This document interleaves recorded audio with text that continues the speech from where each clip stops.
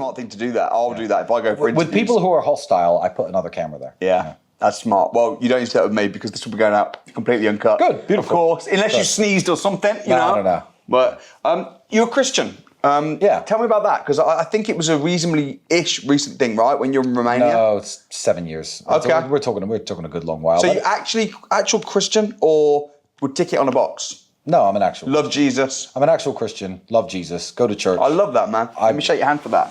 Absolutely. I respect that.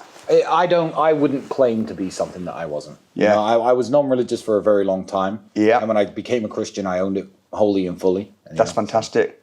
And previously, I know you and Andrew were atheists. What made you believe in God at all? What made you realise? Well, I think let me think. It was my experience with life, because I actually started off religious.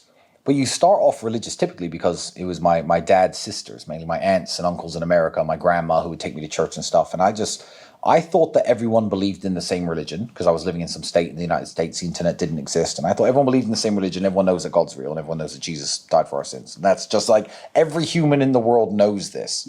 And it was moving to England, actually, when I met a guy who was a Sikh, and I was like, wait a minute, what the fuck is this? You know? Oh, you're a Muslim, you're a Sikh, you're a Hindu? What the fuck? Wait, 1 second. So I looked into a bunch of religions, and I used to argue with this kid named, keep in mind, I'm like 9 at this point. I used to argue with this kid about why my religion was true, why his wasn't, blah, blah, blah. We used to go back and forth all day. And I just kind of, one day, realized that I was only religious because my parents had taught me this certain religion, which is the reason most people are religious, to be fair, unless they actually look into their religion. And I fell away from it. And I decided that none of the religions were true. But as I got older and richer and found more time, I'm an avid reader. I read a lot of books. I started reading all the holy books again. I've read basically every one of every major religion that exists. Started reading the Bible again. I started researching Christianity, and I started researching Christian history. And, you know, the story of how Christianity spread around the world and how it moved from the Middle East, you know, throughout all of Europe and Northern Africa, etc. And I fell back into Christianity because I understood it. As a kid, I was a Christian because my parents had told me to believe in X, Y, and Z. Never read a Bible. Most Christians have never read a Bible cover to cover.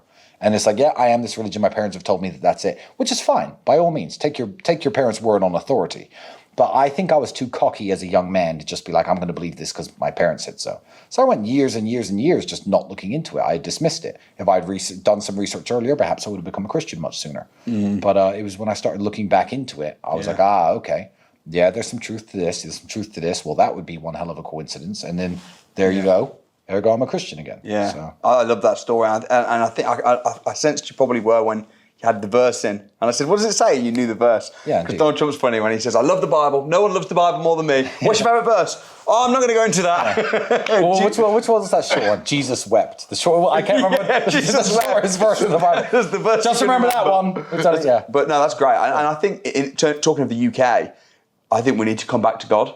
And I think, I think that if there's a revival in the UK, I think it's going to be a Christian revival. And it will solve everything. It will solve everything. I agree. It has to be. There has to be a Christian revival in the UK because the political system is trying to be too fair, and it's far too weak for a great leader to come along and sweep the UK off its feet. If you see, I don't know if you like Trump or not, but I like Trump. He's a great leader. Just because I said I respect Keir Starmer doesn't mean I'm just saying I didn't know your opinions. But Trump came along and swept the USA off its feet, and the USA was failing. USAID was just funding everything in the world, and Donald Trump came along as a great leader and won this big election. In the UK, that's almost not possible. With the first past the post system and the constituencies and whoever, look into this if you're at home. I'm not going to give a whole lecture on how it works. But it's impossible for one great man to come along and say, I'm going to fix the UK. Yeah. You need 630 people. Right. But, it's very, very tricky. So, yeah, there has to be a Christian revival in the UK and a grassroots, I guess, uprising. More so than there needs to be some sort of political takeover to save the people who are currently living there with their mindset. I think so. Yeah. I think so.